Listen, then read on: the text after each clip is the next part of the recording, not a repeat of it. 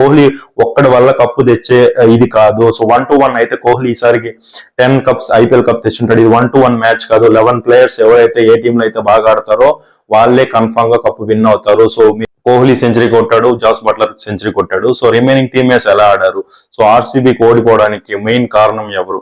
So let's get in to detail. ముందుగా RCB batting గురించి మాట్లాడుకోవాలి. ఓన్లీ 1 మ్యాన్ షో కోహ్లీ ఒకడు ఆడాడు. సో రిమైనింగ్ 10 ప్లేయర్స్ ఆడలేదు అసలు మ్యాచ్. సో ఆర్సీబీకి ప్లేయింగ్ 11 కాదు, ప్లేయింగ్ 1 ఒకడే. సో ఓన్లీ కోహ్లీ మాత్రమే ఈ రోజు ఆర్ఆర్తో మ్యాచ్ ఆడాడు. సో రిమైనింగ్ 10 ప్లేయర్స్ అసలు ఆడలేదు. అసలు పర్ఫార్మెన్స్ అయితే చాలా వరస్ట్ గా ఉంది. సో ఇలాంటి పర్ఫార్మెన్స్ కానీ ఆడారంటే సో ఇంకా 10 ఇయర్స్ కాదు, 20 ఇయర్స్ కాదు, 50 ఇయర్స్ అయినా ఆర్సీబీ అయితే కప్ కొట్టదు కంపల్సరీగా. సో ఎప్పుడు కానీ క్యాప్టెన్సీ డజంట్ మ్యాటర్, క్యాప్టెన్సీ వల్ల కప్పులు కొడతారనేది నేనైతే నమ్మను.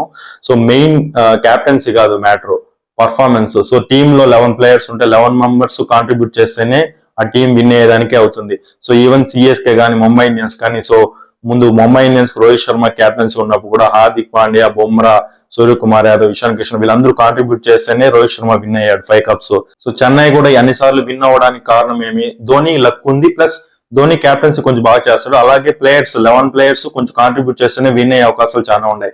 సో మైకల్సీ కానీ, రవీంద్ర జడేజా కానీ, దీపక్ చాహర్ కానీ, లాస్ట్ ప్రీవియస్ ఐపీఎల్స్ లో అశ్విన్ ముందు చెన్నైకి ఆడినప్పుడు కానీ, సో అందరూ కాంట్రిబ్యూట్ చేస్తేనే సిఎస్కే విన్ అయింది. అలాగే ముంబై ఇండియన్స్.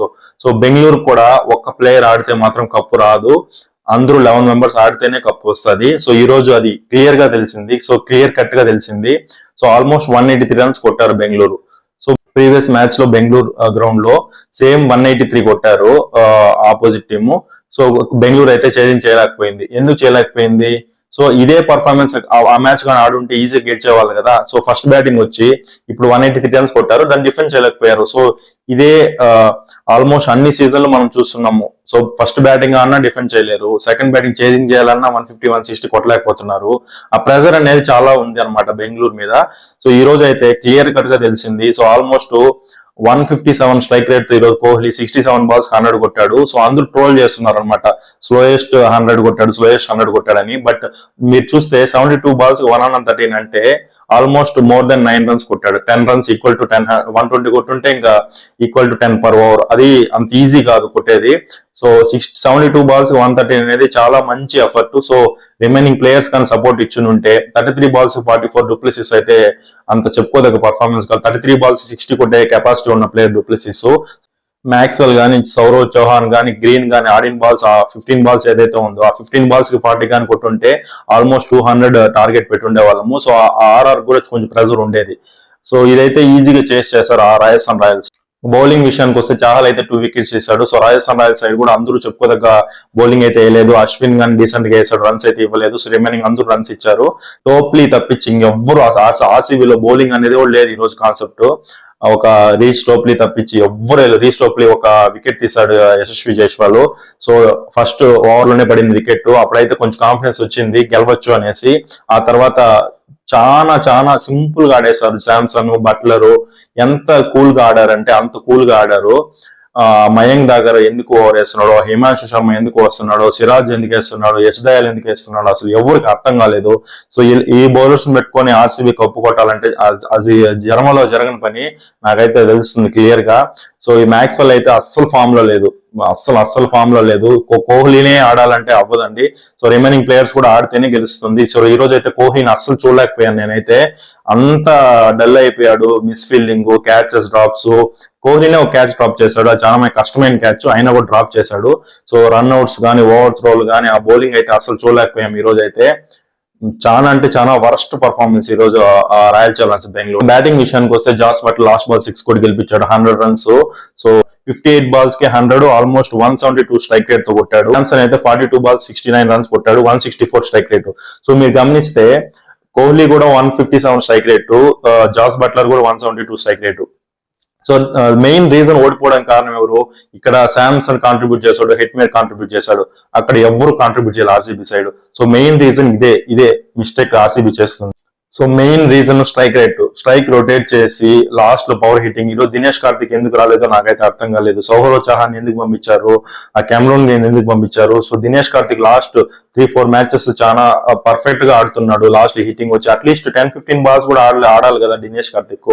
అది ఎందుకు చేయలేకపోయారో నాకైతే అస్సలు అర్థం కాలేదు. ఆ మేనేజ్మెంట్ ఎందుకు అలా చేస్తుందో.